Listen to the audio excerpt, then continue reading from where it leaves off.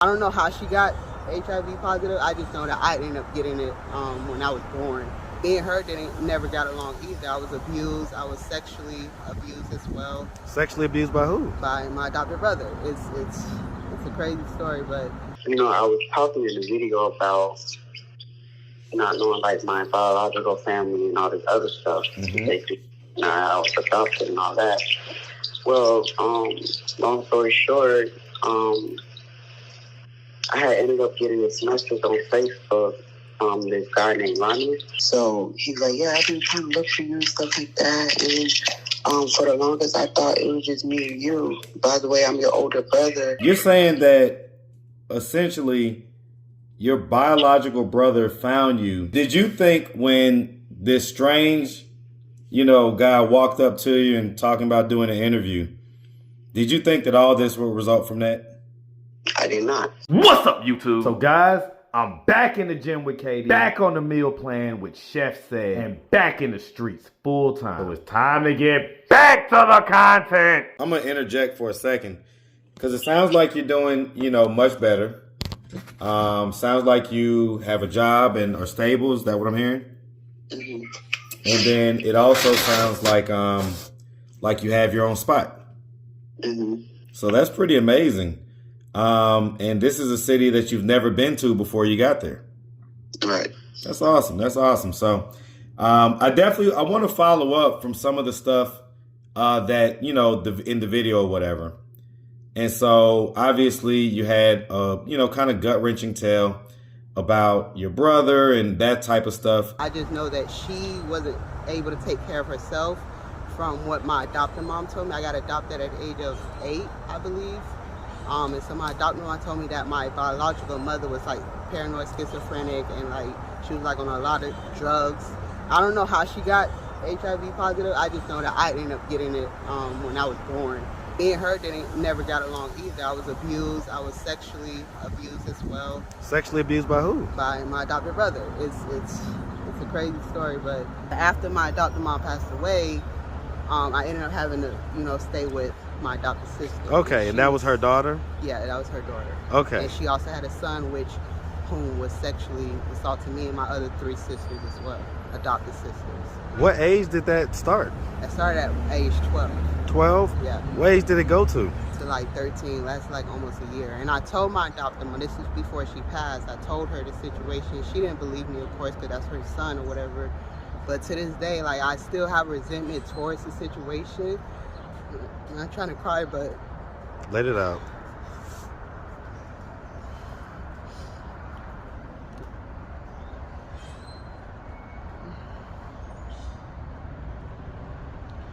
I do hold resentment towards the situation, but my adopted mom passed now, so I can't really, I'm older now, so I get a lot of things and, I understand a little bit, but it was still wrong. You know what I'm saying? I still never got an apology for the situation. So, I mean, if he were to happen to come across this video on YouTube, first of all, what do you think his thoughts and his reactions would be? Probably upset that I exposed him, but I don't care because like I said, I told mom, if you do come across, I told our mom the situation. I did tell her whether you know that or not. She didn't believe me because again, you were her son, you know what I'm saying? And I get it, a parent not going to believe somebody they just adopted, over their own child, which I understand. But at the end of the day, like you not only did me, but you did my disabled sister and my little sister, who was like 3 or 4 at the time. Like, you would literally come downstairs. We was living in a basement. Mm-hmm. You would literally come downstairs, pretend to wash your clothes, and do weird stuff. And I got the worst of it because I ended up having to. Yeah, that's. I don't know if go ahead and tell it. Allow that, but no, tell it. You end up having to what? I ended up having to, he would zip down his pants and.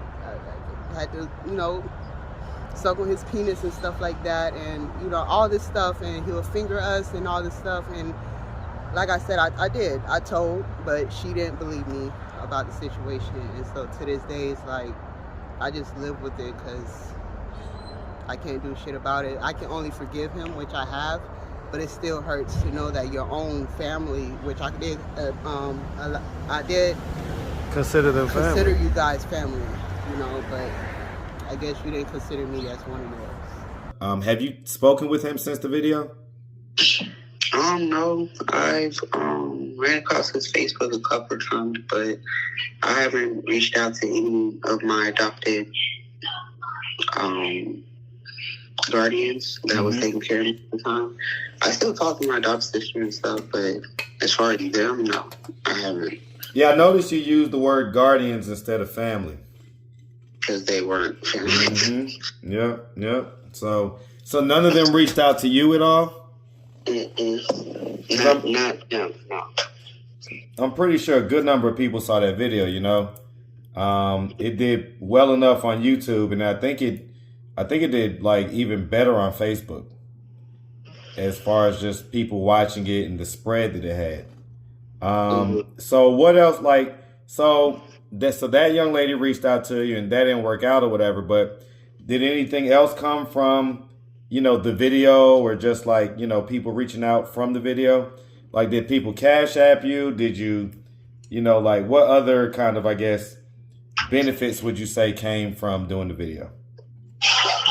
Yeah, after the video was posted, I had a few cash ups here and there. And there were people like telling me, like, keep my head up, you know, encouraging me and stuff like that. Right. Okay.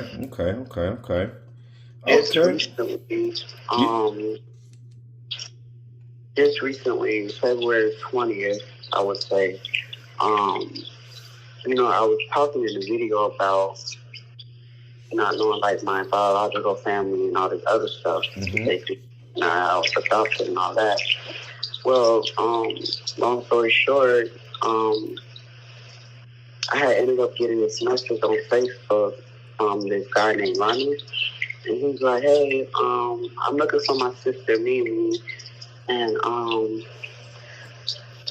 she's probably in her 30s right now, and I've been trying to find her for the past over 30 years and stuff like that.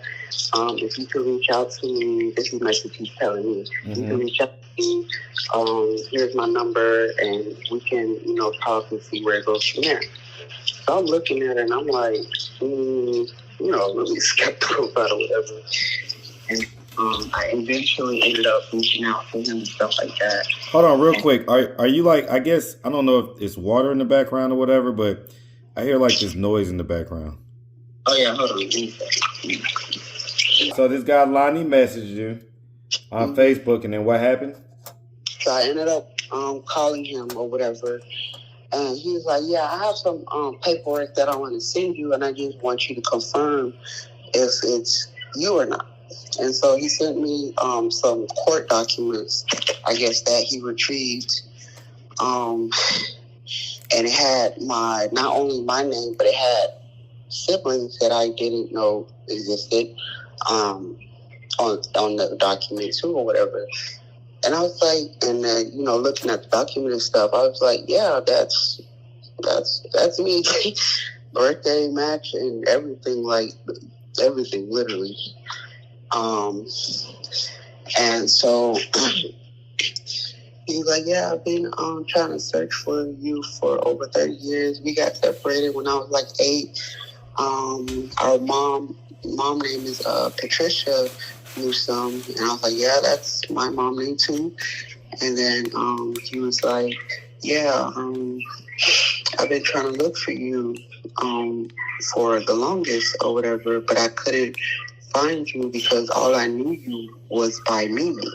I couldn't remember, but really Mimi or McDowell is what he knew me by, but he didn't know my last name. He knew my last name, but he didn't know, like, he couldn't find me under my last name. Right. Because I got adopted. So my last name had changed to Kennebrook. So he's like, yeah, I've been trying to look for you and stuff like that. And for the longest, I thought it was just me and you. By the way, I'm your older brother or whatever. And for the longest, I thought it was just me and you. But apparently, Mom had 3-4 other kids after us or whatever. And he was just like going into the whole thing of what happened, I guess, after, and I was a baby, so I don't remember none of this. So, like, everything he's telling me is, like, technically brand new. I remember a little bit of what my adopted mom told me about my mom, but as far as, like, my siblings and stuff, I never got that information. I didn't know if I was the only child. I didn't know. So, wait, so hold on. That's a huge deal. You're saying that essentially your biological brother found you due to essentially all this, being out there on Facebook and YouTube and everything else. Yep. What? Yes, sir. Oh my God. How does that make you feel? At first, like I said, I was like, I don't know, people weird, So you still had your wall up at first. You didn't know like what the deal was for real. Okay, so what ended up happening? And then he ended up sending me proof, and I was like, wow, like it was really like I was in shock. Like I couldn't cry. I couldn't. There was no type of just kind of numb, didn't know how to feel. Yeah, like an inability to process it, kind of all in that moment, Yep. Wow. I didn't know how to feel for real. I was like, what? Like, that's crazy. That's wild. That's wild because have you wanted to know your biological family? Have you like wanted to reconnect with them and everything? Mm-hmm. But I didn't know like I said, I didn't know if I had a brother or a sister. I didn't know those. All I know was my mom and my mom's name and like what she was going through, like how she was a paranoid schizophrenic and like how she had all these issues. Obviously she had to have HIV because I ended up getting it, and like and these are things my adopted mom was telling me before she adopted me. I guess they get a paperwork of the original history, and then they adopt you after that or whatever. So this is what she was telling me. So I was just all these years I only had my adopted mom's conversation. I didn't have no other proof of anything else. Right. Wow. Okay, so what's the deal now? I mean, have y'all like connected? Have y'all physically seen each other? Like, where's everything stand right now? March 25th, which was I think last week. He had a work deal up in Ohio, and we had worked out a plan for me to come to Ohio to finally meet in person. And so I just came from Ohio like last week, and we had met, and the story was still the same. He looked just like what he looked like in his pictures, so it wasn't a weird interaction. Like I was hella comfortable. Like we took videos, pictures, and everything. And like we now to this day, even with the sisters, because I had met them too, as well. I have two younger sisters. Their name's Sierra and Michelle Newsom. And then my brother, Ronnie Newsom. And I have another brother named, what's his name? Roger. But before they got in contact with me, they were already connected. They had connected through Ancestry. Okay. So they did the Ancestry stuff. They're like, there's a medallion somewhere. And he was like, yeah, I'm familiar with that, but I don't know her last name. I don't know where to find her. You know what I'm saying? Like, and then I guess he finally did his research and he found me. He messaged me through Facebook. He probably found me before then, but he didn't have no contact, so he did it through Facebook. I tell you what, man. Did you think when this strange, guy walked up to you and talking about doing an interview, did you think that all this will result from that? I did not. No, I did not. Like God is something else, man. All right, Marcus. All right. Oh, and make sure that you text me the Cash App, okay? Okay. Like, do it as soon as possible. All right, no problem. All righty. I'll talk to you later. All right, thank you. No doubt. Thank you. Have a good one, Mimi. You too. All right.